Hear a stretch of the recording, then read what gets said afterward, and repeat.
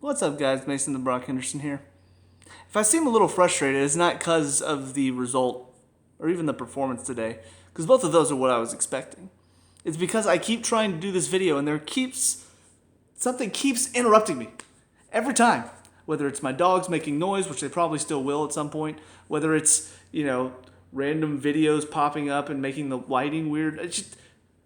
I wish I knew how to edit. I need to learn because I'm getting frustrated constantly starting over. But yeah, I mean, Carabao Cup match. The Carabao Cup is not really a tournament that is super important. I mean, granted, you want to win every tournament you're a part of, so that shouldn't be an excuse. But most of the time, whenever you beat a team, you're beating their B or C team. Unless they're maybe a lower side, they want to try to knock off, the giants ahead of them, and so they put out their best side. But most of the time, if you're playing another Premier League side, like playing City today, they had 3 youngsters out there and their backup keeper. So even if we beat them, it's like, well, hurrah, we barely beat their B team. But I didn't even expect that. We were in such a bad run of form. Morale is low, our performances are low, our work ethic is terrible right now. Potter seems like he's completely lost, has no clue what he's doing. City, even with their B team, I feel like they're in a good run of form. The feeling around the club is good. Yes, they're not top of the table, but they're keeping up with Arsenal the whole way. They're going to come into this feeling good. Even throwing a few youngsters, they're still going to be playing well. And sure enough, that's basically what happened. The best we could have hoped for today is to give a good showing of ourselves. And outside of the last 15, 20 minutes when City started to sit off a little bit more after they'd already scored 2, we didn't really look like we were able to create much. We had a couple good breakaway attempts, but even those, we wasted them. And sure enough, once we started to create chances in the second half, later on in the game, really good chances created, we wasted all of them. And that's just the team we are. It doesn't matter who it is. It doesn't matter who we're facing. We create good chances, we waste them. It's just, I don't know why. I don't know if our finishing coach is terrible. I don't know if it's because our keepers are not making us work on our finishing and training. They're kind of going 50%. So our finishing and trading is great because the keepers are just sort of whatever. I don't know. But whatever the case, we don't finish. We have to create at least 15 chances before we finish one. And I think we created 10 today. So it wasn't going to be enough. So overall, it just, as a team, we didn't look good today. We haven't looked good. But defensively, we really packed it in. We looked to hit them on the break more often than not. Even packing it in, we didn't look good. It was a lot of one player chasing. Player on City gets the ball. Oh, crap, I should have been there. They step up, ball's already gone because they're playing 1 or 2 touch. And you can't defend like that against City. You can't defend off. You have to be marking and tracking your man. And we don't do that. And it showed several times. They passed through us so easily. And honestly, if their finishing was better today, because they really wasted a lot of their chances too, but they created 20 chances, 30 chances, somewhere in those numbers. Yeah, they're going to finish a couple, especially when you give them 2 easy free kicks top of the box, which one of them was a Grealish dive, which has come to be expected. But the other one is just nobody's tracking. Chalobah goes lunging in for some reason. Yeah, you give them 2 free kicks, top of the box, in the middle, they're going to score 1.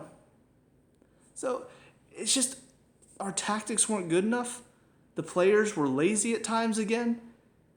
They looked like they lacked confidence. It wasn't good enough. Now, again, I wasn't even expecting a win. I wasn't expecting to take them to penalties. But I just wanted to see us go out there and give an effort. And it felt like for most of the game, that didn't happen. So, yeah, I'm really frustrated still. The only thing that could have made this game worse than how I feel about it is if Grealish had scored. Because if that had happened, Potter could have gone and won the quadruple this year, which wouldn't be possible anymore. But if Grealish had scored today, I would never support Potter, ever. In fact, the first manager from here on out, whether Potter stays or not, the first manager that comes through here and lets Grealish score, he's dead to me. Just letting you guys know. If I had the ability to go and be a part of the staff for the U.S. and go to Qatar And if Grealish were in the England squad, which he may not be, I don't know for sure. But I'd find a way to get over there into that like staff room setup, be somewhere near the bench. So then I just put some cleats on, run out there, and then 2-foot studs up, break his leg. Because that would just, it would make me feel so much better. I'd probably go to prison. It'd be fine. It would be totally worth it. Because what a prick. Like seriously, it's one thing to be an overrated player. It's another thing to be kind of a dick. It's it's Grealish to be an overrated dick of a player. And that's who he is. He's constantly trying to stir stuff up. He acts like he's all amazing and he's just not really that good. He talks shit about other players and then those players score way more than he does. As somebody who lives in Georgia, and even though I'm not really a fan of Atlanta United right now, really love Almiron. So the fact that he's banging in goals left and right after Grealish's comments, brilliant. Anyways, on to Potter, because the tactics, like I said, were not good enough today. Like honestly, there was a point in the first half where I thought to myself, if we don't score off of a counter, we might as well just give them the ball. Because if we countered and we managed to keep possession, that possession meant nothing. Because what would happen is we go backwards with it, and then we go forwards with it. Then we go backwards with it, and then we go forward with it. And then we go backwards with it, and then we kick it long, and then we lose it, and then they come back at us. So it led to nothing. I don't think there was one time that we won possession, knocked it around a little bit, and then found a pass through. Our best chances came from we win the ball, pass, and we're into goal. So how is it? Because most of the time, if you're able to keep possession against City, it's a good thing because you don't want them to have the ball.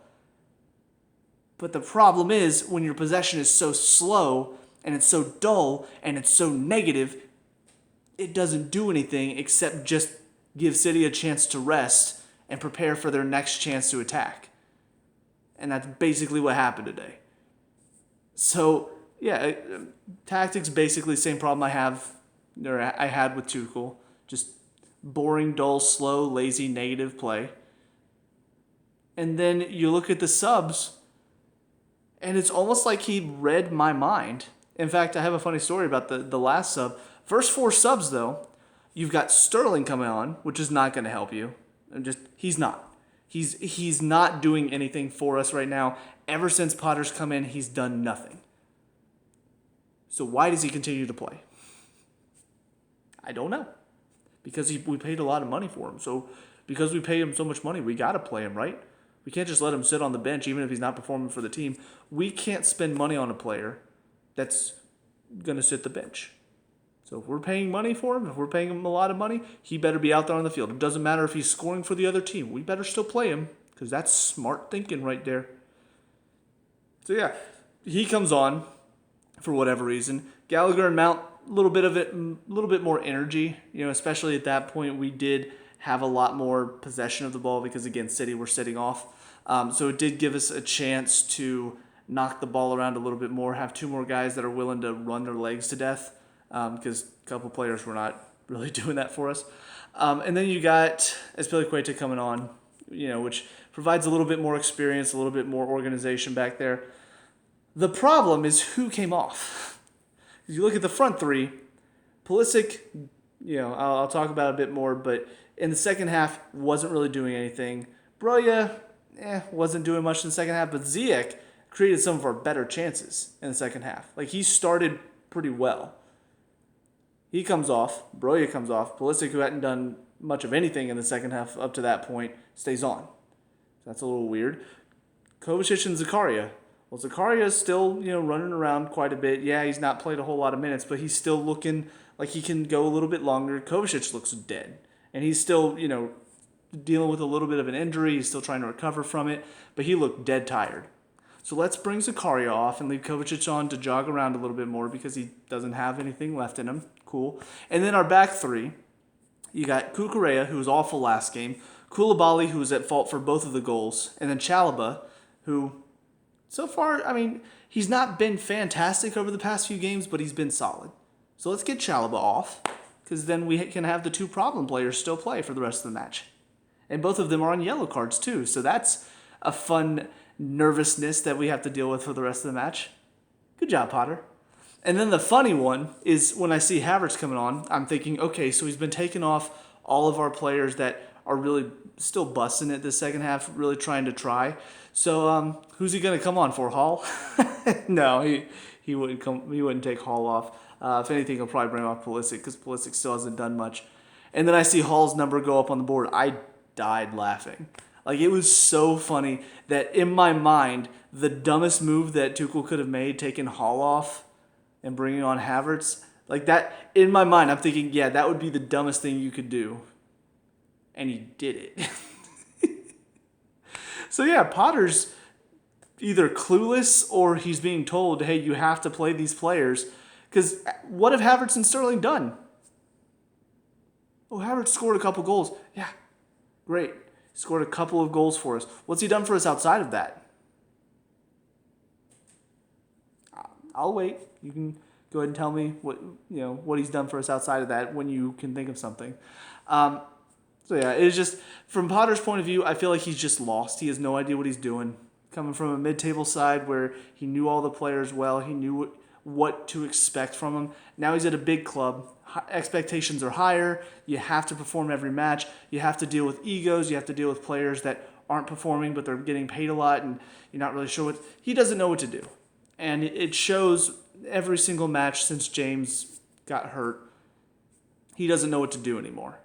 He's lost. It's hurting us. We're out of the Carabao Cup. Champions League ambitions are slowly fading away. Yeah, I don't know. I know he was brought in with the idea of we got to stop just firing managers. He's going to be our manager for a while. We're going to trust him. And I don't I don't trust him because I've seen nothing to trust him for because he's made a lot of stupid decisions. So anyway, now that I've ranted about, the performance and Tuchel, or not Tuchel, Potter. God, that's the thing. Sometimes I forget that it's Potter because I still have the same issues with the club. It doesn't feel like we got a new manager in. It feels like we just replaced him with another Tuchel. Let's quickly go through all of the players. So Mendy, he did have to make a couple good saves today, and he did okay in the first half. But then, the free kick. Darn. That's a Kepa move. So now he's pulling out Kepa moves. His passing is still absolutely awful. Again, I just don't feel like he really is pushing himself to win that spot back. I can't believe I'm saying this again, but based on recent performances, I would still put Kepa in over him right now. Because first of all, Potter, just like Tuchel, likes to keep a lot of possession in the back.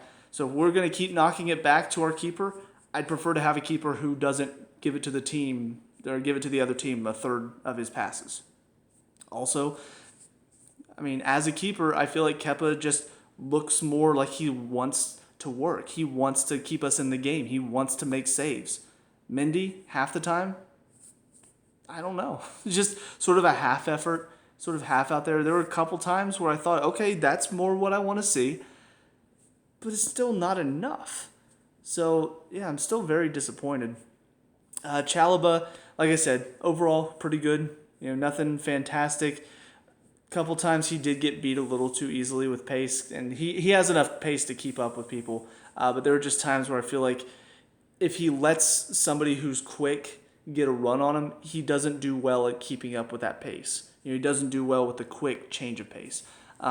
So that's something that he needs to work on, either getting in quicker and making sure they don't have a chance to turn and go, or reading that situation better so that he can start to get himself going before they start to go.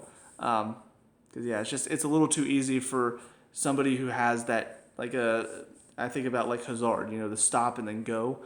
There are quite a few players in the Premier League that can do that, and unfortunately he doesn't do very well against those players. Koulibaly, so far this season, he's been kind of hit and miss. A couple games he's been okay, a couple games he's been not okay. Today was probably his worst performance, and I only say that because both of the goals were on him. He stepped it up near the end of the game, but it doesn't matter. First of all, you don't jump in a wall to block a shot, and it goes right over your head and goes into the goal. That's on you. not Kepa. Mendy should be diving for that. He shouldn't be rooted to a spot. He should be moving his feet to try to get across. But you as being part of the wall, we have somebody laying on the ground. I think it's stupid. But that's why he's down there, so that you can jump and not worry about the ball going up under your feet. You can jump, get yourself higher. It's less likely that they can go over you and score, like what happened. And he was the one. I mean, Broya even tried to put his head over Koulibaly's to get his head in the way, because he saw I'm the only one that's getting to this because he's not doing anything. So that's already a strike against you. And then for the second one, I don't remember. I think it was Alvarez. He tries to slide to cut off the pass from Alvarez. So now Alvarez is in behind him. So he gets up, and instead of immediately getting back behind Alvarez so he can be in front of him, little jog. Oh, the ball's coming across. Oh, now I gotta try. It's too late. You can't be behind an attacker when there's a possible cross coming in. That is defending 101. That is basic. And oh no, it's too late. He scored. An experienced defender, he's 31, 32? At his age, that's just laziness. Because you should be smart enough. You should read that situation enough. You should know, I got to be in front of him. I can't be behind him. So the fact that he didn't bust it to get behind him shows me he doesn't want to work. So like I said, his performance picked up after that. He did okay from that point on. It doesn't matter. Those 2 moments alone tell me you're not willing to push yourself to fight for us, to fight for the team. So if you're not willing to, why are you here? Get out. And that may sound harsh. It may be very narrow-minded. So oh, he just had one bad game. No, if you're not willing to give it your all, get out. Because I'm sick of it. I'm sick of having players that aren't willing to give 100% for the team. Because we have several of those players where they'll push themselves occasionally, they'll work occasionally, but they're not going to do it all the time because that's just too hard. I don't want to work constantly. I don't want to. It's too much. Again, the problem I had with Lukaku. He wanted to make runs when he wanted to make runs. Not when the team needed him to. It's when he wanted to. That's why I didn't like him. That's why I didn't want him at our club. And his comments at Inter have reinforced that feeling of he doesn't want to be here. He didn't want to play for us. So, yeah, for Koulibaly, I'm done. Unless he can show, in the next several matches that he plays, unless he can show that he's willing to fight, that he's willing to put his body on the line constantly and push himself and not give away goals, I'm not going to be convinced that he deserves to play here. And then Cucurella, after his performance against Arsenal, I'm shocked that he played again. But, Potter played him at Brighton. Then he came here and he's like, oh, Cucurella, oh, my love. And just continues to play him, even when he shows no signs of why he should play. And yeah, again, today, very easy to play through him. Not nearly as bad as the defending against Arsenal, but still way too easy. And he constantly getting shown up by youngsters. It was Lewis and I think Palmer was on that side. So 2 of Man City's kids were constantly just eating him alive. He can't keep up with youngsters from these clubs. Why is he here? We want the best of the best. We want players that are going to be able to beat teams like City. And not just their youngsters. We need defenders that can keep up with City's best players. And if he can't keep up with their academy players, why is he here? Why did we overpay for him? So between Cucurella and Koulibaly, we've wasted a lot of money. But anyways, going on to the wingbacks, Loftus-Cheek, again, another game where it just feels like he fades out. Feels like there are times when he doesn't really push himself. He's fading. He is slowly fading into that very mediocre style of play that we've seen from other young English players that have come through our academy. Mount and James, I think, being the exceptions. We've seen a lot of other players come through, like Abraham, like Hudson-Odoi. They step in for a little bit, and you're like, oh, and then they just, nope, we're done. We don't really want to work that hard. And if they're not going to work hard, bye. Because if you're not going to push yourself, if you're not going to bust it every game, we don't want you. At least I don't. So, yeah, unless he can find it in himself again to really go all game.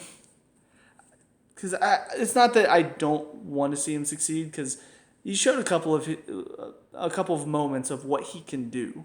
Those quick little in-out touches, beating a challenge, getting out of pressure. He showed he can do that still. He's still got that to his game, but he's always had that.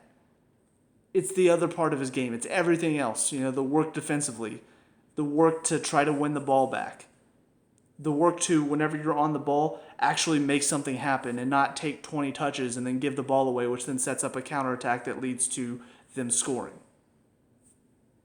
That's what he's lacked before, and it's creeping back into his game again. And if he's going to have that, he's not going to be effective for us. So either somebody needs to get him back in gear or move on. Hall on the other side, it's only a second game for us, and first game was against a non-league side, so not the most difficult game. But he looked good in that game. Looked good again today. Finishing aside, I was impressed. I feel like he showed what he's capable of. He's got some speed to him so he can get out of a challenge quickly and go. He works hard. Defensively, there were a couple times when he was challenged and, he did okay a couple times, I think.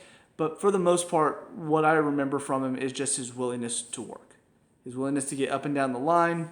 And that's why, when he was the final sub, I laughed. Because how can you look at his performance today and say, you know what? I think we need to get Hall off. I think we need to get somebody better out there than Hall right now. Did he waste two of our best chances? Yes. Finishing, he has a problem with that, but that's everybody on the team. So it's not like that suddenly makes him like, oh, can you believe that? He was one-on-one with the keeper and he put it right at his foot. Like, come on, you got to do better than that. How many of them missed wide open chances? So, yeah, I don't know. It seemed weird to me that he was still just working throughout the entire game and then he comes off. I don't know. But I do hope that it was enough of a performance to where he does start to pop in a little bit more. Because without Chilwell for a while, and with how bad Cucurella has been, I could see him slotting in at left back or left wing back. I could see him being a decent option for us because, hey, at least he wants to work. Unlike some of the players. In the midfield, Kovacic, Zakaria, another pretty good performance from Alexa. Stop. I swear, so many things are trying to ruin this review for me. I don't know why. Everything is conspiring to make this review as painful for me as watching this game was. Anyways, Zakaria, another decent performance from him. Just really pushing himself, it feels like, to get better, to get into the team more often. The two areas that I feel like he needs to improve on, first of all, maybe a little bit more strength. It felt like there were a couple times, not necessarily on the ball, but off the ball. It was a little too easy for somebody to get away from him. But also the defensive side of the game when the ball is not near him needs to improve.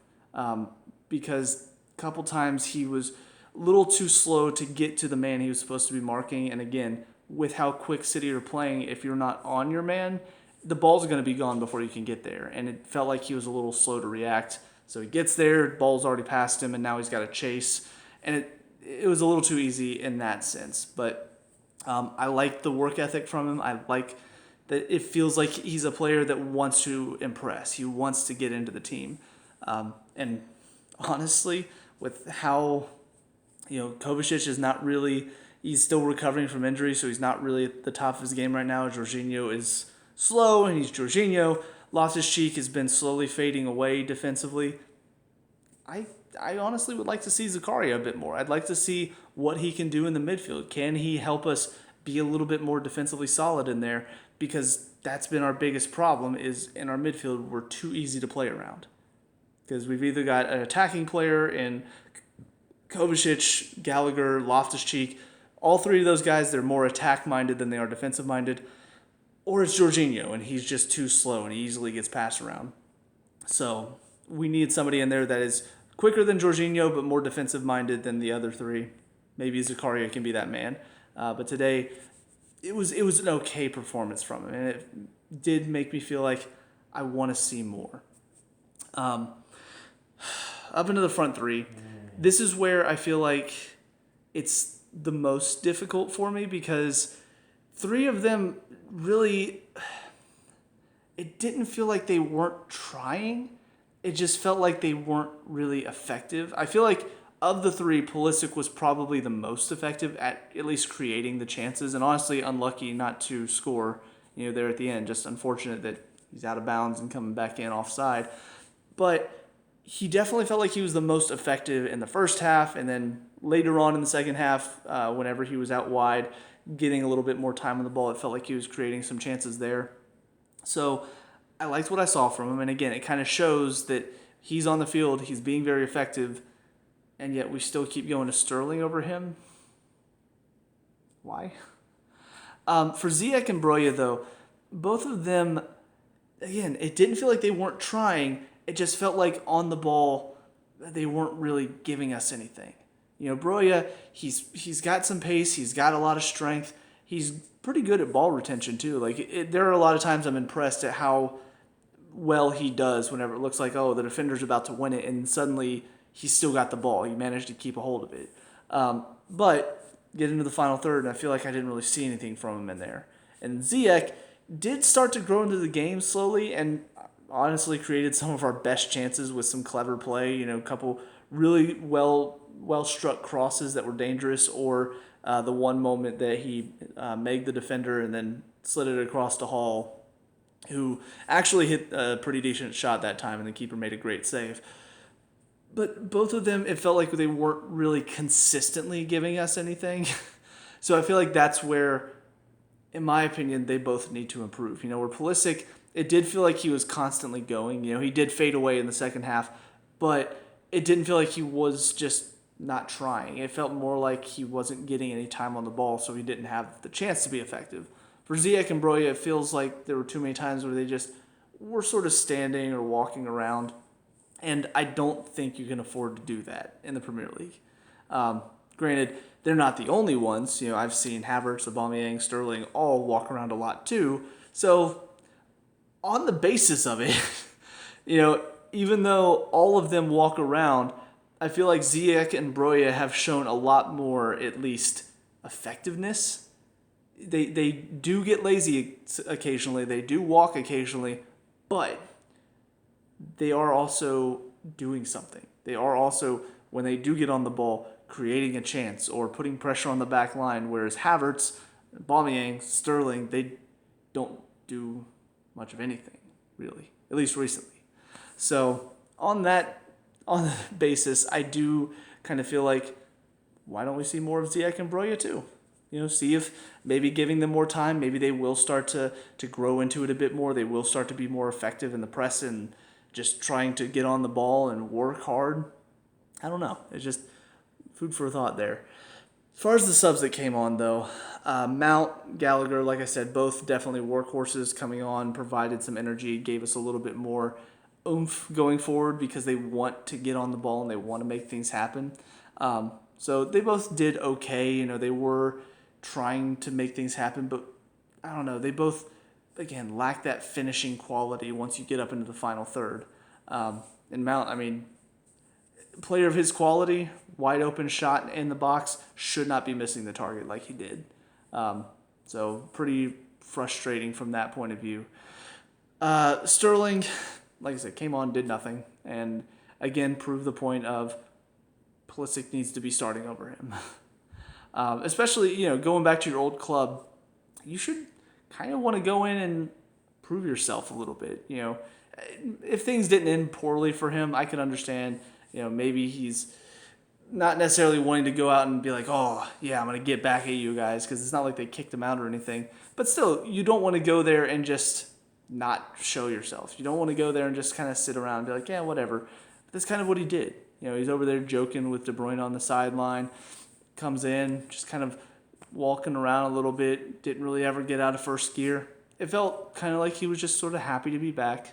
And that was it. Just like, okay, so he's not really giving his all for the team. Get him out, please. I don't want a player that's going to be more focused on another team than ours. And we had Lukaku last season. Now we have Sterling. It feels like he's very happy to be back at Man City. And then Azpilicueta, just sort of came on, again, a little bit more experience in the back. I will say, again, moving him to the right wing back position isn't really effective for him because then he gets further down the field. He's putting in crosses, and he's not the best crosser of the ball, so that doesn't highlight his strengths. But he still works hard, so again, I like having him on the field because of that. And then finally, Havertz, like I said, just nothing from him. He's just not effective. He's not done anything. He scored a couple goals in a couple games, and outside of that, he's done nothing. So, yeah, not a fan of him right now. I'm not a fan of Sterling, and they're both getting a lot of playing time. So, clearly, Potter is just a super genius that sees something that I'm just not seeing. He sees all the amazing times that Havertz lets the other team have the ball and they can go score. He sees all the times that Sterling doesn't really work hard unless the defenders have the ball. That's good stuff right there. That's more of what I want to see, right? So anyways, I think that's about it. Finally got through this review. Only had to deal with one issue this time because I'm not even going to say her name because then she'll turn on and be like, yes, can I help you? But, yeah, I mean, it's frustrating from a sense of I didn't necessarily care about the result. I cared more about just wanting to see some improvement. And while I did see a couple players that did impress, I'm not thinking, oh, I can't wait to see more of them because I know Potter. He's just like Tuchel. He has his favorites. I know who he's going to play. I know he's going to play Sterling. I know he's going to play Havertz. I know he's going to play Cucurella. So all of these players that I don't want to see, they're going to get starting time over players like Hall or Pulisic or Zakaria. They're going to be able to play over them because he has his favorites. And that's just the fact of it. And unless he starts to prove otherwise, I'm going to expect more of that. So, yeah, this game, it doesn't feel like a let's see what these players can do. It feels more like we need to rest my favorite players for the weekend so that way they can go out there and they can be fresh so they can walk around and not get tired. So, yeah, it's just waiting for anything to get better, waiting for James to get back, waiting for Conte hopefully to get back. But even then, it sounds like nobody really wants Conte anymore. At least that's what all the reports say. It sounds like there's no room for him at the club, and I'm thinking we need him badly. But, yeah, that's about it for me. So let me know what you guys think down in the comment section below. What were your thoughts on this game? Let me know. We can talk about and discuss all that good stuff.